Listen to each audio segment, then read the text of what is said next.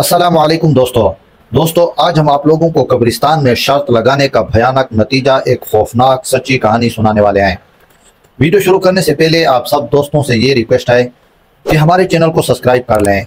हमारे चैनल पर आपको तारीखी किस्से कहानियाँ, इस्लामी वाक़यात, अहादीस और इस्लामी कहानियाँ सुनाई जाएंगी।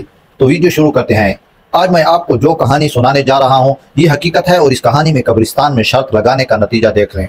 ये सच्चा वाक़या सन 2001 में पेश आया। इन दिनों मोबाइल फ़ोन तो थे लेकिन अभी तक हमारे गांव में इंटरनेट नाम की कोई शे मौजूद ना थी। लिहाजा इस वक्त गुजारी के लिए रोज़ाना की बुनियाद पर हम 4 दोस्त रात को घरों से बाहर चारपाई ले जाते और वहां पर बैठकर गपबाजी करते। गर्मियों का मौसम होता था, बिजली मामूल के मुताबिक नहीं होती थी, सो रात देर तक हम गपशप में मसरूफ रहते।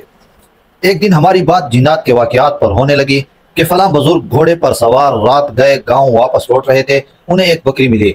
उन्होंने इसे अपने घोड़े के ऊपर लाद दिया और थोड़ी दूर जाकर देखा तो बकरी की टांगें बड़ी हो रही थी, इस हद दर्जा के जमीन को छूने लगी। ऐसे वाक़यात तो मैं शौक से सुनता लेकिन अंदर से डर भी जाता। घर की तरफ रवाना होकर सलीम को अपने रास्ते पर ले आता ताकि अकेला घर की तरफ ना जाऊं, लेकिन ज़ाहिर नहीं होने देता था कि मुझे डर लगता है। सलीम को इन सब बातों पर बिल्कुल भी भरोसा नहीं था और उस दिन भी वो इन बुजुर्गों के जिनाती किस्से कहानियों का मजाक उड़ाने लगा। लिहाजा वसीम ने सलीम से कहा, तो फिर ठीक है, शर्त लगी, अगर तुम कब्रिस्तान की फलां कब्र पर यह गंदा रुमाल और इसके ऊपर ईंट रख कर आ गए तो मान लेंगे तुम्हें।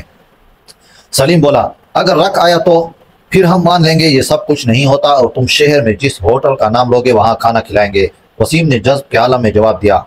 मगर मुझे ये सब कुछ बहुत अजीब लगा। मैंने सलीम को रोकना चाहा कि वो ऐसी शर्त ना माने, लेकिन मुझे दोस्तों की अक्सरियत के आगे हार मानना पड़ा। जब आधी रात हुई तो हम सब उठकर कब्रिस्तान की तरफ बढ़ने लगे। मेरे जहन में पहले से सुनी हुई कब्रिस्तान की कहानियां घूमने लगी कि एक बार ऐसे ही किसी ने शर्त लगाई थी और वो वापस नहीं आया था, और ये कि अगर कभी भी जिन्नात पर शर्त लगाई जाए तो वो अमल इन्हें बिल्कुल पसंद नहीं, जिस पर वो और ज्यादा तेश में आ जाते हैं। एक बार तो ये सुनने को मिला कि किसी ने शर्त लगाई और 2 दिन बाद लाश नहर के किनारे से मिली, और एक दिन तो वहां से बच्चों के रोने की आवाजें भी आ रही थी। इस तरह के ढेरों किस्से एक के बाद दीगरे मेरे जहन में चल रहे थे। गाँव के कब्रिस्तान से मुझे हमेशा से खौफ आता था। मैं गर्मियों की दोपहर को और खासकर अकेले कभी वहां से नहीं गुजरता था। वहां पर बरगद का दरख्त मौजूद है जिसकी शाखें झुककर जमीन पर आ गई हैं। हम बचपन से उसे देखते आ रहे हैं। मुझे हमेशा उस दरख्त से खौफ आता था जैसे वहां जिन्नात का बसेरा हो। मेरे जहन में अचानक से सवाल आया कि जहां सलीम ने अपना रुमाल रखना है वो कब्र भी तो इसी दरख्त के नीचे है। वो कब्र एक बुजुर्ग की थी जिनके बारे में कहा जाता था कि वो जिंदा पीर थे। उनके बहुत से मुरीदों में जिन्नात भी थे। यूं ही सोचते सोचते हम मंजिल के करीब आ गए जहां हमें रुकना था। यहां से सलीम को आगे अकेले जाना था। मैं तब भी इस खेल को रोकना चाहता था। सलीम चला गया और हम वहीं रुक गए, एक दूसरे को चुपचाप देखने लगे। काफी देर हो गई तो वसीम ने खामोशी को तोड़ते हुए कहा, सलीम को गए हुए कुछ ज्यादा ही वक्त नहीं हो गया, हमें चलकर देखना चाहिए। मुश्ताक ने परेशानी के आलम में कहा। हम तीनों ने हाँ में हाँ मिलाई और इस कब्रिस्तान के रास्ते निकल पड़े। कुछ नजदीक पहुंचने पर मुझे यूं लगा जैसे कोई बच्चा रो रहा हो। थोड़ा और नजदीक पहुंचने पर रोने की आवाज ने शिद्दत इख्तियार कर ली। इस आवाज में एक खौफ था। आवाज छोटे बच्चे की थी लेकिन साथ ही साथ बिल्लियों की गुर्राहट की आवाज भी शामिल थी। थोड़ी ही देर बाद सन्नाटा छा गया। हम बरगद के दरख्त के नीचे पहुंचे तो वहां सलीम को बेहोश लेटा हुआ पाया। हमारे अवसान खता हो गए। पास पहुंचे तो सलीम की सांसें चल रही थी।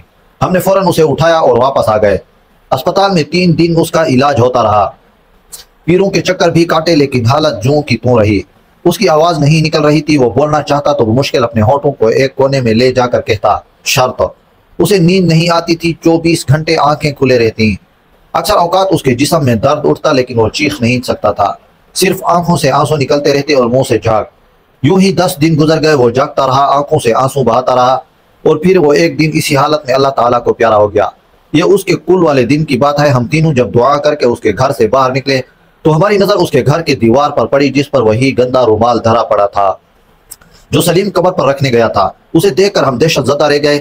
आज तक हम उसकी मौत के हकीकी इसरार का पर्दा चाक करने में कामयाब नहीं हो पाए, लेकिन मुझे पूरा यकीन है कि ये कब्रिस्तान में शर्त लगाने और एक बुजुर्ग हस्ती की कब्र पर गंदा रुमाल रखकर बेहुरमती करने का अंजाम था। खत्म शुदो। दुआ है अल्लाह ताला हमें हर तरह की बुराइयों से अपनी पनाह में महफूज करे और हमारा खात्मा ईमान पर फरमाए। आमीन सुम आमीन। उम्मीद है वीडियो आप दोस्तों को जरूर पसंद आई होगी। मज़ीद इस्लामी वाक़यात, अहादीस और इस्लामी तारीखी किस्से कहानियों के लिए हमारे चैनल को ज़रूर सब्सक्राइब कर लें।